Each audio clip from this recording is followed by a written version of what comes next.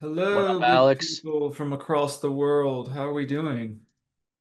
Man, we're just free and we're over here talking about it. Me and Brandon, we've been chatting. It's been a little bit of an interesting day. It's been rough for me personally.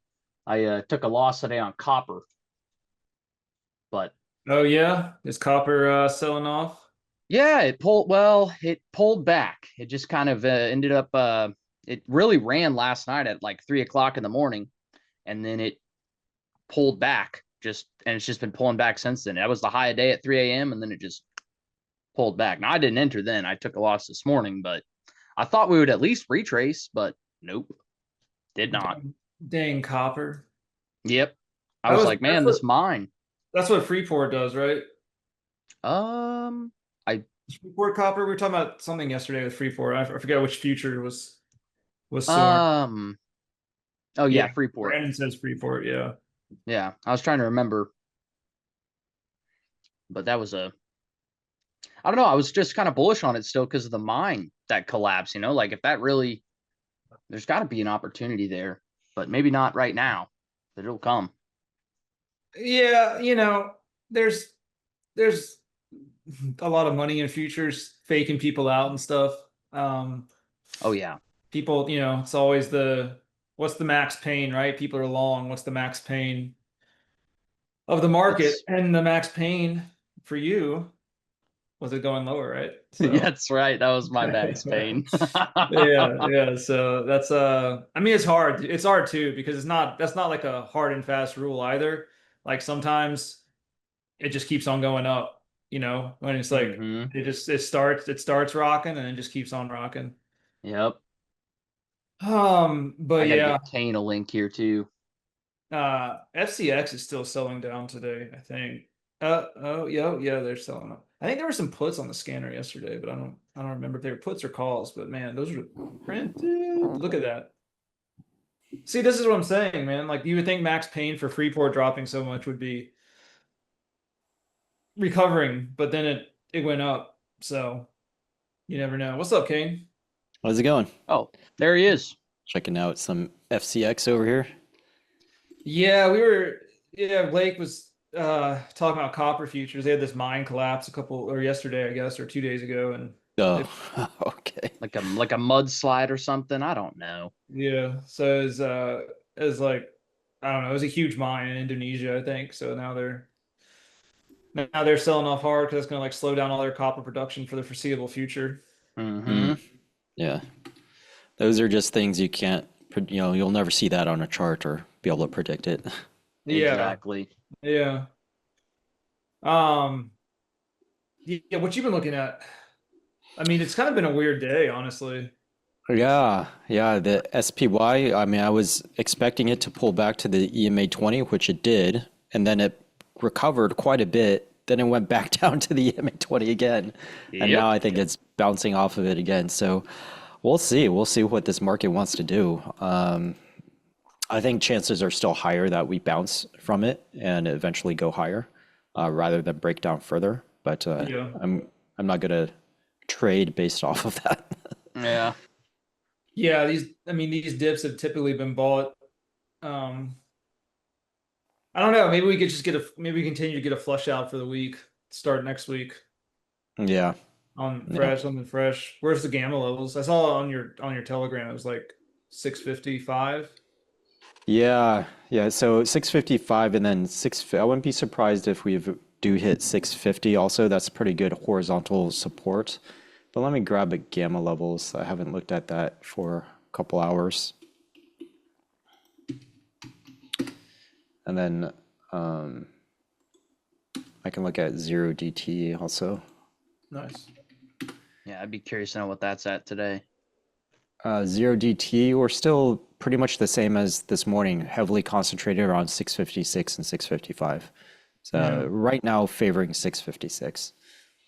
But basically, gamma, I mean, we're this far into the day, we're still basically predicting we're going to end up somewhere around 655 or 656. And Yeah. then on a longer term basis, Like what's tomorrow? What's looking at on Friday? okay, that's a good question. Yeah, tomorrow, close enough, Scott. Probably 650, 6,550, I would think, on SPX. tomorrow is a little all over the place. So we got the most exposure at 660, but we have a pretty close second at 655, and then we even have some at 650. So as Ooh. of this moment, we would say 660, but there is a lot of exposure down at 650 also. Yeah, interesting. It kind of depends on how we open, which way it goes, right? Because it'll pull it Yeah, down. yeah, exactly. So, and 650 would go to that. I mean, that would be horizontal support off of the previous all-time highs like a month ago. Yeah. That was like a really difficult level for the over. So, coming back and revisiting that wouldn't be unheard of.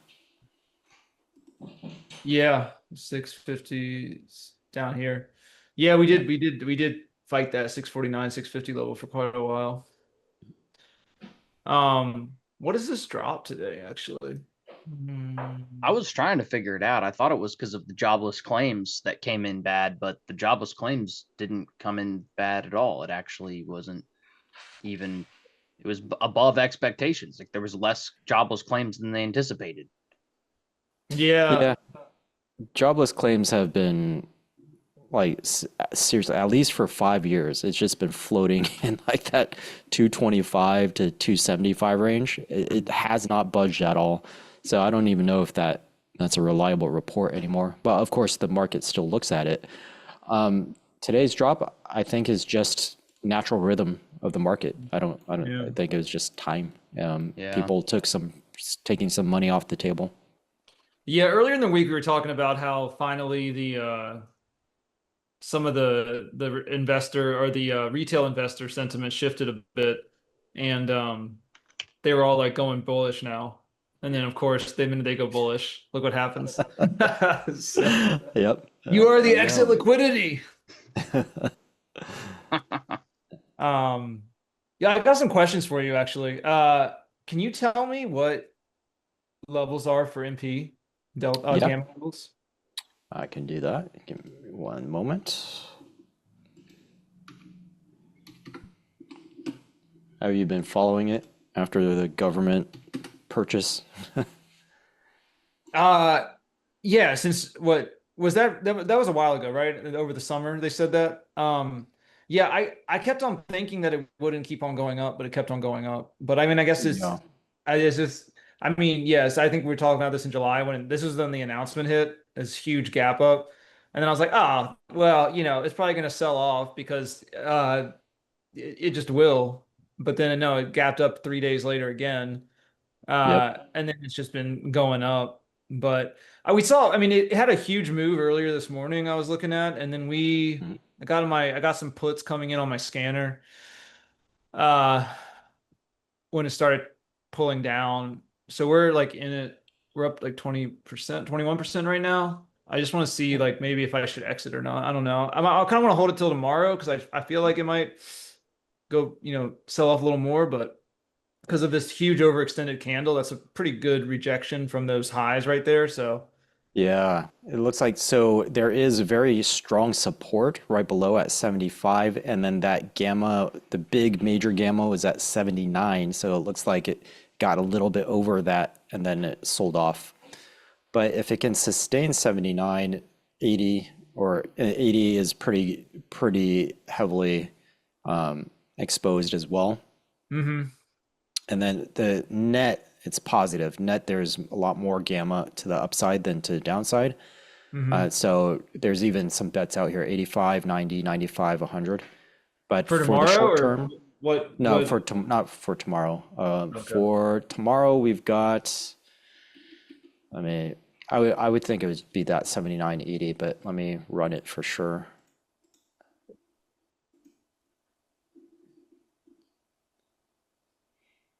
While he's doing that, Doug, my unusual options alerts will be free for a few more weeks, but then the curtain is closing, gate is shutting, the lock is turning. 79 is by far the biggest gamma. 79. Interesting. You think that'll draw it up tomorrow, or has a chance to tomorrow? I think it could. Saw a lot of volatility today. We did touch that level or go a little beyond it today. I don't know if it'll stick there, but I think it could be revisited at least like 78.5. Get kind of close. Yeah. We might get out of this puppy. Hey, Alex, real quick, you got an email that you give out to folks? That's something you do? I do. It's alex@wealthpin.com. Okay, perfect. Who's asking? Chris was wanting to know. Oh, all right, Chris. Any specific question, Chris? I can just answer it right here, right now, live, uncensored. Uncensored, baby. Oh, we got Brandon here talking about nuclear. Yeah, nuclear's down pretty hard today. Oklo is. Oh yeah. Yeah. I mean, look, you should have expected this though with Oklo. This is a non-revenue company. They don't have a business. They're just hype because of Sam Altman. Seriously, I mean, they're not a business. CEG is also selling off hard, but at least it's a business. They have power purchasing agreements. They have reactors. They have infrastructure built up. SMR also obviously looks like selling off hard today too. But again, real business. They don't have a ton of revenue, but they have some. RYCEY. Actually, look at that. Interesting little divergence on the nuclear front. Rolls-Royce is holding up pretty nice today. Yeah. I guess they sold off at the start, but they're recovering better.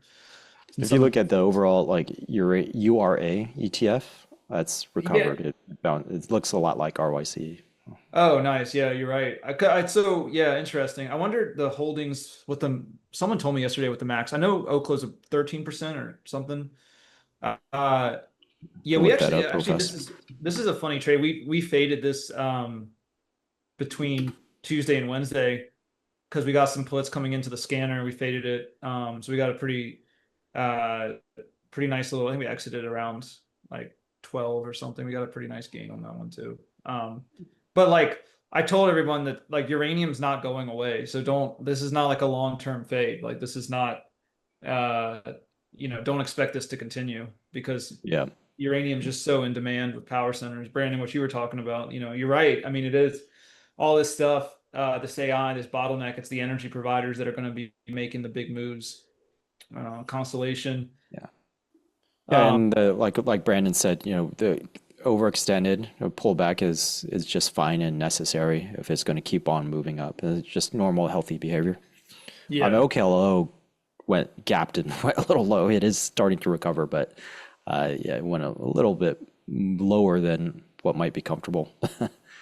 Yeah, I mean it was just so overextended on honestly it's kind of finding a balance now on the SMA here, the 9, because it's like it was so over that it just was like you gotta like if you're looking at this is why I use moving averages, ladies and gentlemen, because these are your natural support and resistance lines. Like if you whatever you can use the RSI MACD, you can use whatever you want, but I just will say at least if you're confused and like I don't know what the heck's going on, just try and simplify down to these moving averages because I have volume profiles on here too, but really like they provide if it gets this far over, not always, but a lot of times like it's going to come back because this means it's just a little hot, a little heated, a little saucy. So you might want to think about getting out then.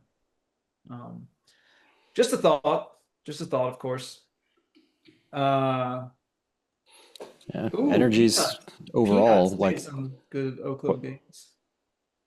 Good job, Peanuts. What were you saying? Sorry. I was saying that energy overall is getting bit. Like if you look at XLE, that looks like it's breaking out.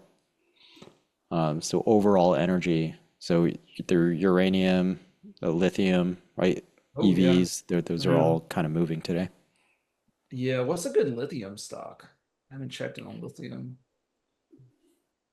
Can you grab that testimonial, Blake, from Peanuts? Absolutely. Yeah, okay. I put it in there for you.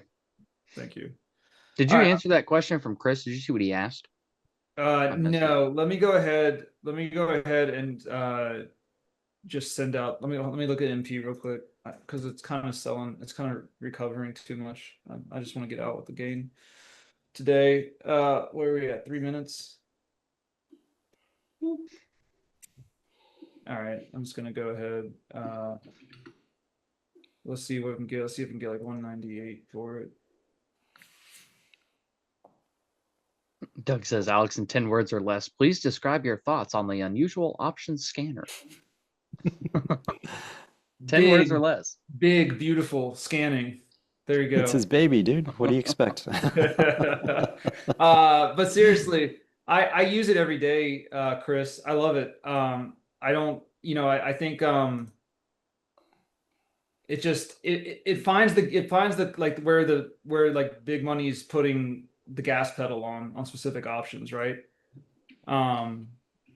So I just think I think it's a really useful tool. I don't really, oftentimes I don't really, I'll look at technical analysis a little bit still, but so I'm just trying to get out of this at a good price. Let's see, 209. Let's try and get out to. Brandon, he's talking about his unusual options flow scanner. You see it on the screen right there?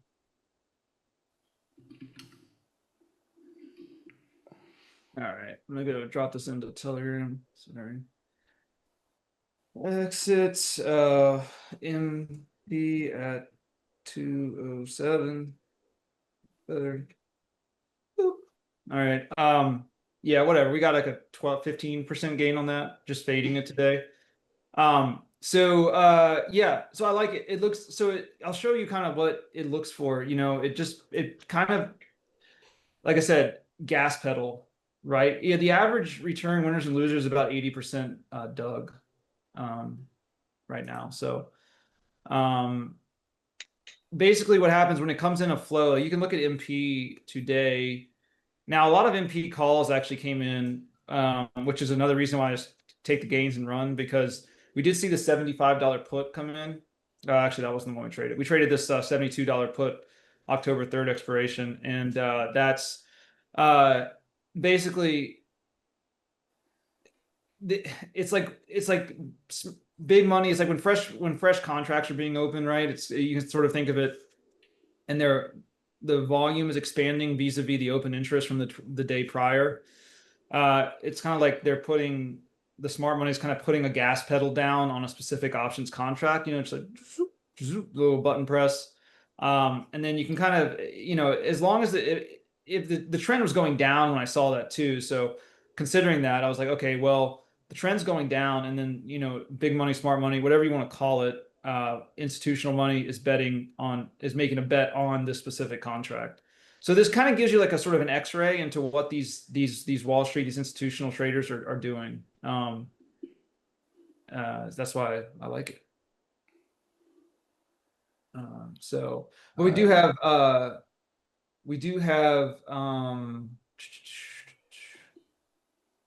sorry, we were talking about lithium, right? Yeah. What was that? TE? That's a penny stock, I think. Yeah. What's a good lithium stock? Albemarle is pretty good. Oh, yeah. Looking okay today. Not SQM. How's SQM looking at? It's like a little bounce.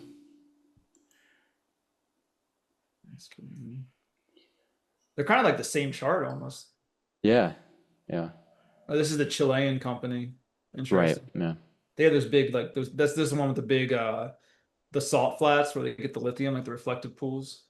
I think that's where they have all their field. Oh wow. Oh, there you go. Another very small cap stock. Yeah. Yeah. Something happened here. Yeah. Yeah. What happened, Jim? Come on, fill us in, man.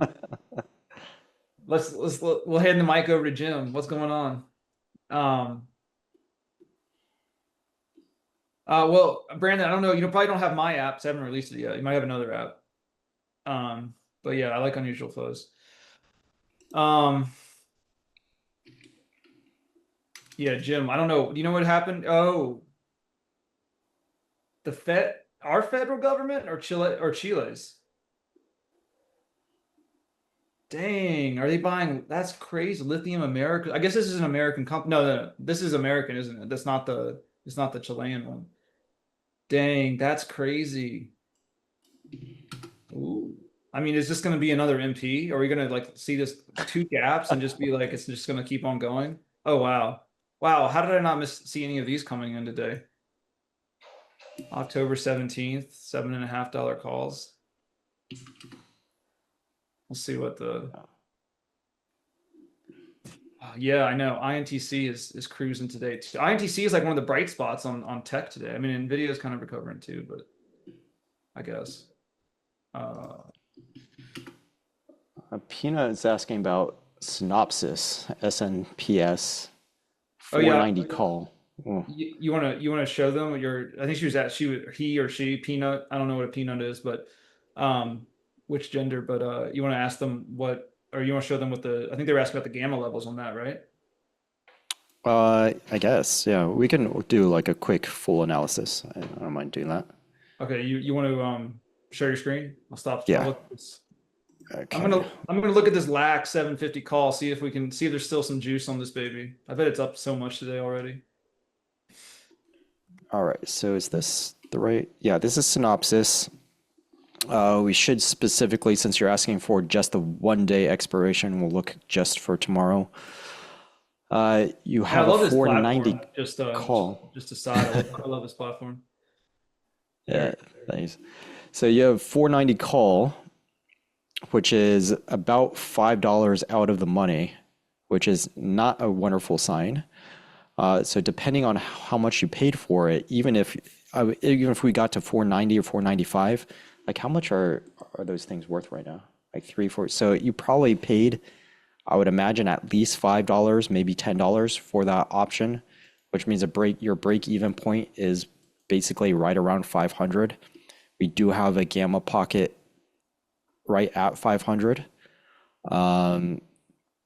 So, I mean, I would say that probably the best that you're hoping for is maybe a break even. And if I was in that situation, I would just cut my losses. I don't want to hope to lose less money, because I might end up losing more money. So I would just cut it and just take the loss.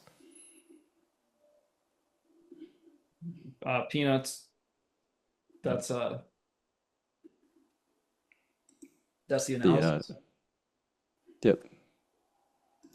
We just the truth, the honest opinion. Yeah. What's the okay, let's look at this, because these are kind of cheap. I mean, they're kind of expensive. These LAC, these LAC yeah, let's take a look. But I think we might, we're so close to 750 right now. If you take the $10 calls, they're only 60 cents per contract. So we might take that, but let's see what the levels are. Or what expiration are you looking at? October 17. 60s. Oh, the 7.5s? The 10s. Oh, the 10s. Okay. Yeah. 60 cents.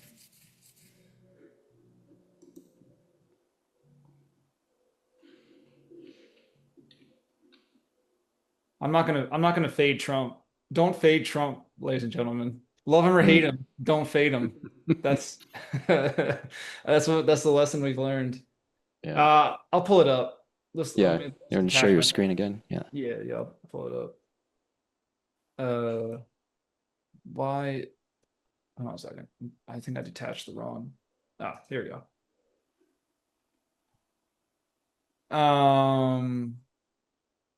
Oh yeah, I gotta share my screen.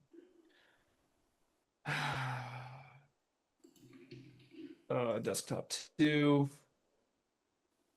All right. Looking at 17th October. It's $10 calls on LAC. What are the gamma levels there? Are there any gamma levels on this one? Let me check. It might be too small to get good gamma levels. Yeah, that was my problem with LAC. It didn't pull up on any of my scans because it was so cheap. I know, it's a penny stock, basically, right? Yeah. It there are gamma levels, but I don't know how So the number one, the strikes are really far apart as we saw on the options table, right? 7.5 to 10. So the gamma levels are only going to help so much, and the largest gamma is at 7.5. There is gamma at 10. There is also a larger gamma level than 10 at 5.5. So it's not going to be too helpful in this instance, unfortunately. The penny Yeah, stocks is hard. And yeah, there's and not also, a lot of volume, right? Options wise, or at least there no, wasn't. there's some pretty So good yeah, yeah. volume on Maybe this there right is now. because of after the news. Yeah. Yeah, I think there probably wasn't 2 days ago, Yeah. but um 7.5. Yeah, I don't know. I don't really want to pay $1.20 for this penny stock. I'll go with 60. Yeah. We can buy like a couple contracts maybe.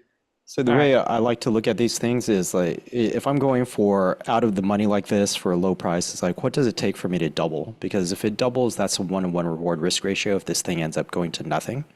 Hmm. So basically, by in a couple weeks from now, what price would it have to hit in order for me to double and for this thing to be worth like $1.20?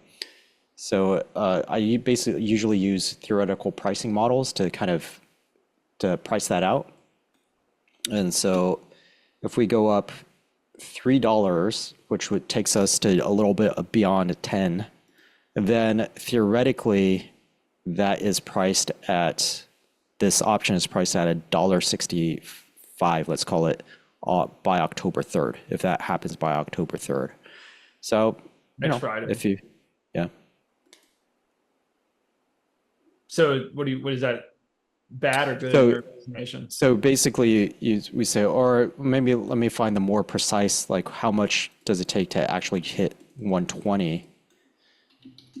And then then I evaluate the likelihood of that by October 3rd. Okay. So Oh, basically, $2.20. If we go up, so if we go up to $9.35, then this option, this $10 strike call, October 17th expiration, would be priced roughly at $1.20, and you got yourself a double. And so 9.5, yeah, or 9.35, yeah, I guess. uh, close enough. Yeah, it was pretty close. Yeah, Yeah. I'm not okay. Uh, yeah, I mean, yeah, I don't know. It's on my scanner. It's cheap. I'll do it. I'll just Yeah. so I let's think see. based on how MP behaved, I And think it's Intel. possible. Yeah, and right, and Intel, yeah. I think it's definitely possible. We are up 20% today. Oh, this is heady. All right, this is a YOLO play, folks. I don't like this is Yeah. crazy. This is probably I would have loved to get into this early this morning. I guess I was just being not scanning good on today. I sent a lot of trades out. I guess I missed this one. Whatever. We'll go for it. Let's see what happens. Anyway, we're doing every Thursday is going to be Lotto Thursdays. Anyways, we're usually going to do one. It's going to the new plan for profit panels, doing like one DTE Lotto plays, like to try and get a little bit of a profit or a gain by Friday. So this is not by Friday, but we're just going to similar vibe. All right. And then if you want to spread this thing, right? So if you buy a vertical 5.5, 7.5, it's going to cost you 93 cents roughly on a $2 spread. So that's a double also if you hold it to October and it stays above 7.5, which is a lot better than counting on it going to Yeah. $9.35. Yeah, that's interesting because that's not that much of a move up, and we can get. What's the profit payout for that? Like, is it a? You make a $1.10 off of $90 of risk. Okay. Or I mean, sorry, 90 cents of risk. So $110 off of $90 of risk. Dope. All right. Well, do I want to do the option? Do I want to be silly? Do I want to be more structured? I love your structure, King. What is those these MPs? I just these MP like gains are calling to me.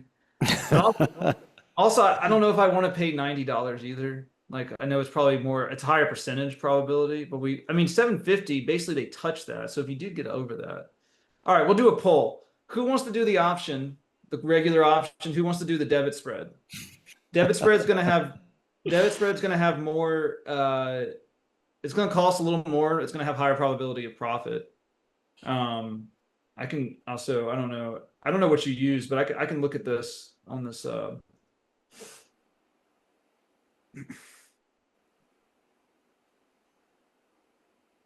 we do the so we do this. Oh yeah, so we could do, I mean 7.5 and 10. Is that the strikes you're looking at? No, I was looking at 5.5, 7.5. Oh yeah, because we're a little bit above. Okay, let's do 5.5, 7.5. So we could still do, so if it got, yeah, so we could actually get like a nice 30% pop on this. It goes up. All right.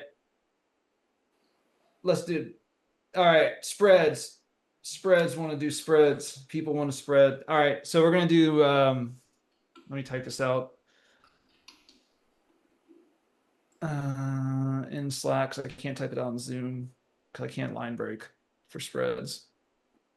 Latasha, on this particular spread, if you get in at 90, so you're risking 90. If it goes to 0, then you risk 90. You could make 110. So it'd be 110 divided by 90, which is like 122%.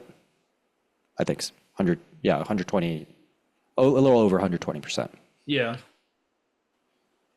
And we have a good amount of time for it to play off too.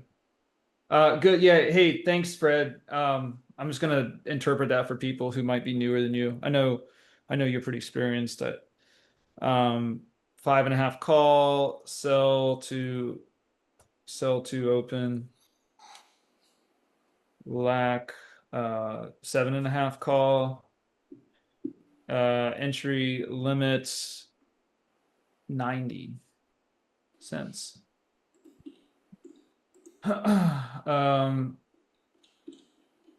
Boom. All right, there it is.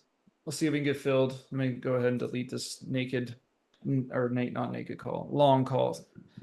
Yeah, I got filled at 90 cents on one lot. I did a one lot for. Nice. Mine's already at 93. I don't want to get filled. It moved probably. You're sending the markets up. All these profit panel subscribers. That's right. Just be patient. I would be patient on this. Yeah. I'll go up to like 90, 93. I'm not gonna go up to 1 though. I'll go up to 93. Right, yeah. Build in a second. So we'll see. Oh, Mary got filled at 90. Nice. Good job, Mary. Jim got 93. Well. 93. Oh, it's at 90. I think I'm gonna get filled. Come on, baby.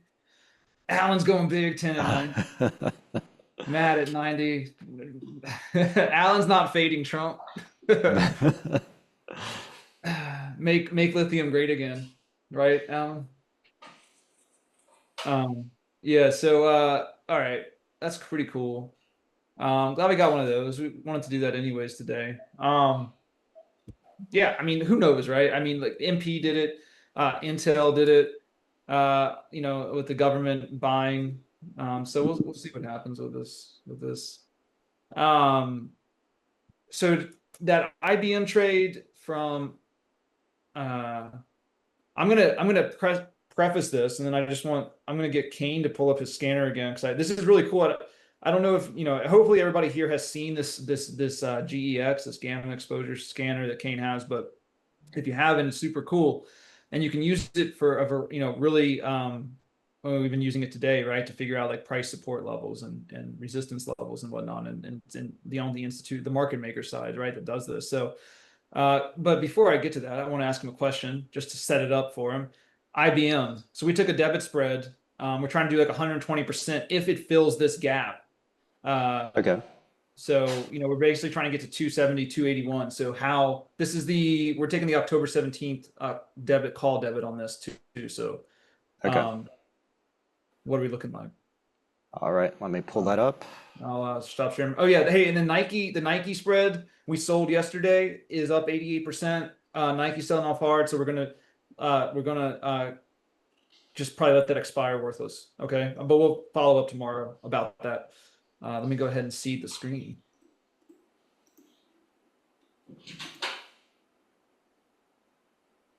All right.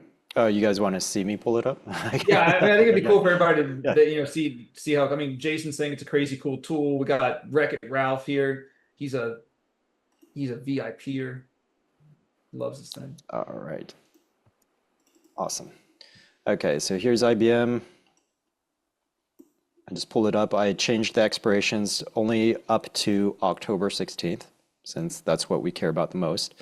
We have support here at 275. All right, and how high did you need it to go? Like 279, 280. Okay, yeah, 280 is the strike above it, so we could get there for sure. Yeah. Okay, that's all. That's great. Yeah, it's looking pretty solid. I mean, we're going between like 15 and 20% today. So, Yep. Cool. Yeah, that's it. Sam, though, good question, Sam. Like, what apps do you use? Well, this is something he built, and it's really cool. I love this thing, and how does it? You want to get into like how it works, and I know you have like a training on how this works. What Gamma is, because it's kind of an advanced concept for newer options traders, even for experienced ones. Yeah, it's something that people don't understand really well. But basically, my whole idea is that if I'm looking at this IBM options chain, what I realized that probably no one else realized, but at least I haven't heard anyone talk about it, is that if I look at this entire options chain and I have open interest and I look at all the open interest right here, what I'm actually looking at is the market maker's book. And what that means is I know exactly where the market maker has every single one of its positions because they are openly reporting their open interest in everything. And that is a huge advantage if you've ever worked as a professional on Wall Street. So when I was at PIMCO, or actually not just PIMCO, but all the institutions that I was at, well, we would start to piece together what other large institutions had. And the way that we would do that is institutions, they trade amongst each other. They don't necessarily go through exchange, especially on fixed income products. And so you would get what are called OWICs and BWICs, offers wanted in comp and bids wanted in comp. So if I wanted to sell 1 million shares of IBM, that would show up on a bid wanted in comp, meaning that I wanted other large institutions to bid for my 1 million shares of IBM. And so one institution will say, okay, I'll pay you $280. The other was like, I'll pay you $279. And so I would get to compare everyone's bids, and then I'd obviously pick the best bid. Well, if I get a whole bunch of BWICs or OWICs, then I know that if I have a whole bunch of BWICs, I know that that institution has a position in IBM. And so if I collect a whole bunch of BWICs over time, I get an idea of how much they're holding. I know that they hold at least 1 million shares of IBM. They could have more, they could have less. And over time, depending on how often it shows up on the list, I can get an idea of their size as well. Obviously, that's a lot of work and it's a lot of guesswork. Okay, but if we figured out someone was holding something, we could start trading against them. One of the best examples of this was my mentor, Mark Renitzky. During the '08 financial crisis, we were hanging on to some commercial mortgage-backed securities. And it was just some odd lot Bro, of some no name. It's so crazy that you're just dropping all this, like, oh yeah, back in '08 we were holding on to Right. it's like, Yeah. they're just casually dropping this. So we had a what we call odd lot. Odd lot, a round lot would be like 1,000 or something round, some round number of whatever shares or whatever we're talking about here, bonds in this particular case. And this we figured out that another shop was holding the same security, but also they had a larger position. And so what I watched my mentor do was called him up and said, "Hey, why don't we play a game?" And the game, I forgot. It'll come back to me, but it was a similar idea to if you read or heard of the book, the Liar's Poker. Okay, Yeah. so this is like a live Michael, example of Liar's Poker. That's the dude who wrote. Wasn't that the same dude who wrote Big Short? Yeah. And so basically, what they agreed to do was that each person would take turns making a market, meaning that you have a bid and you have an ask, and those are good levels, meaning that if I wanted to hit your bid, you were obligated to buy from me, and if I wanted to lift your offer, then you have to sell to me. So they went. So one guy goes, just say it was IBM. The guy goes $200 and $300. I'm like, okay, well, obviously I don't want to transact on that. And then so I go next. So I say 210, 290. So I have to make a tighter bid ask spread until someone goes and actually hits or lifts. And so they're playing this game, and then my mentor goes, okay, I'll lift you there, or I'm sorry, I'll hit you there. Yeah. I'll hit your bid, meaning that he wanted to sell. And the guy was shocked. He goes, what? Because the bid ask spread was still pretty wide. And he's like, yeah, you're done. And he sold him the position that we're on. And remember, there was like very low liquidity at this time because this whole crisis was going on. And then, so after that, the guy bought the shares, and of course he goes, well, you got to give me some color. You have to tell me why you wanted to go for such a low offer, why you're letting go. And so they talked and gave each other, they exchanged the information that they had on what was going on in the market. So the point of telling you guys this is like, if you know someone's position, you can game them, right? And you can start, it becomes really lucrative because you can start pushing around and gaming around where their levels are. So what I realized was that when I'm looking at this, because I get the entire open interest, I know exactly how many contracts that collectively, all the market makers, I can treat them as one. Even though there's several entities, I treat them as one because they all behave the exact same way. They have the exact same business model. They hedge themselves the exact same way. So they make money the exact same way. So if I know this, I know the book of all the market makers currently. And that is really, really powerful information.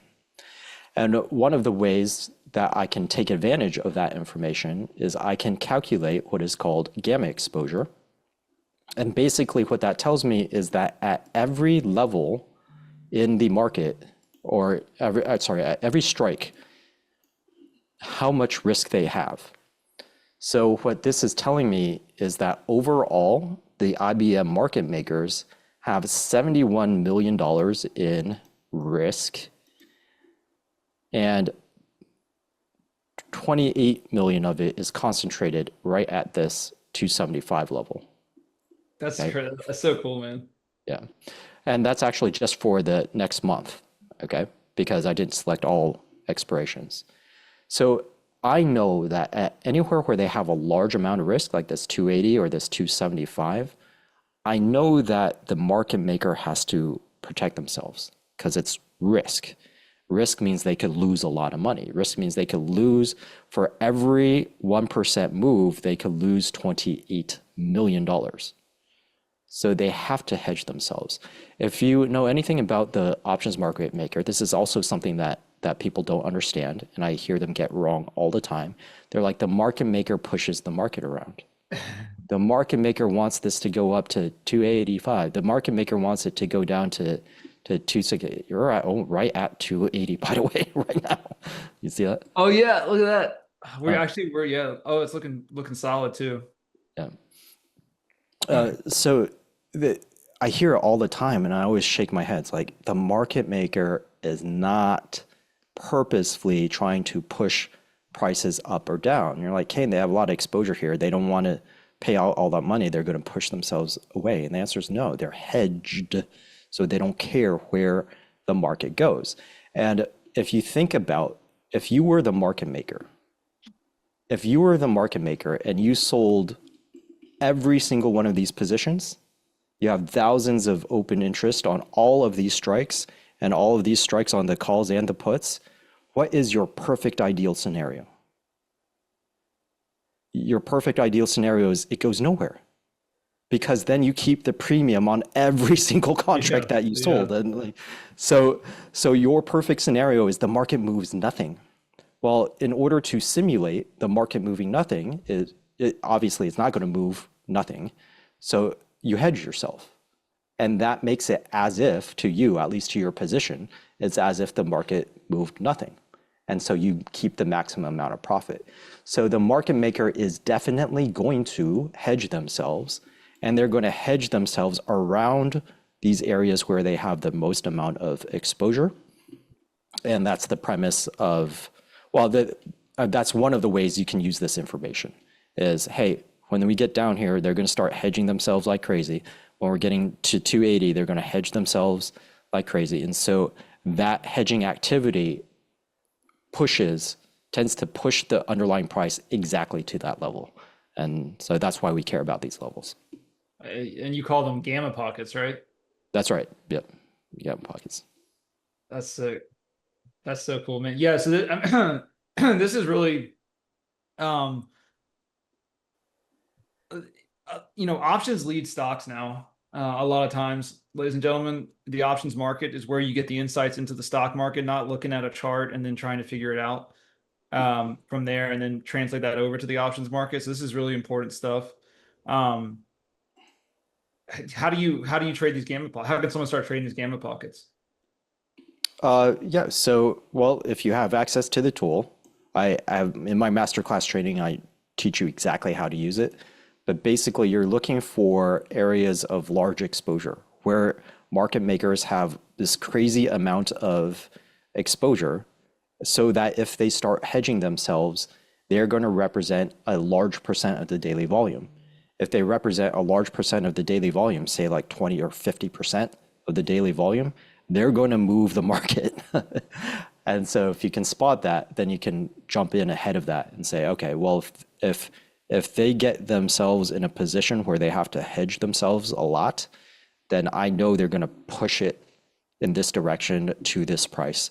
And so you take your pick of how you want to take advantage of that, like a call or a put, or depending on which direction it's moving, right? Spread or whatever it is.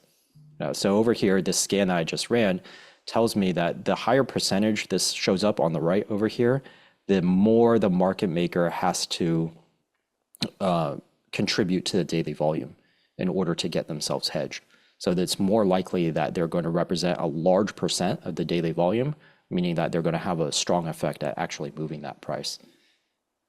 That's so sick. Brandon, your questions are good questions.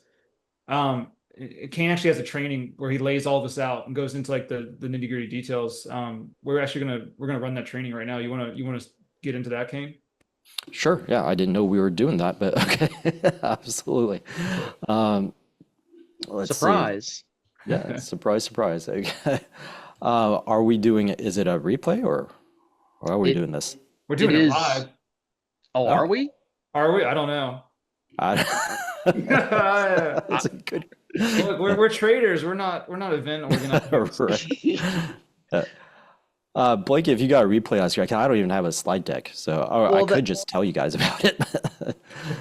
So originally we were slated to do gamma pockets, which is essentially, if my understanding is correct, you use this to find gamma pockets and then give out trade alerts. Correct me if I'm wrong. That's correct. So if you like the premise, if you like the edge that we have with this software, I have an alert service where I utilize this software. It used to be my own personal software, but we just released this tool, which is really cool. And now I use this to pick out the very best opportunities a couple times a week and then I send it out to members as trade alerts. So that's the Gamma Pocket Payout program. And I guess you do have a replay of that? Yeah, I have the one you and Roger did. I think it was yesterday. Perfect. Awesome. Yeah. Well, I can. Yeah, Brandon, everybody else is interested in this. This lays it all out, how it works and everything. So, get yourself some water and sit down and this is awesome. That's right. And if you guys are ready, whenever you're ready, I can pull this up. Yeah, let's get going. Yeah, let's do it. Let me replace your share. Thanks, Kane. Yeah, thank you guys. Yeah, thank you for all your knowledge. I mean, I know it. We had a bunch of people in the chat really appreciate it. So let's get into this. Here we go.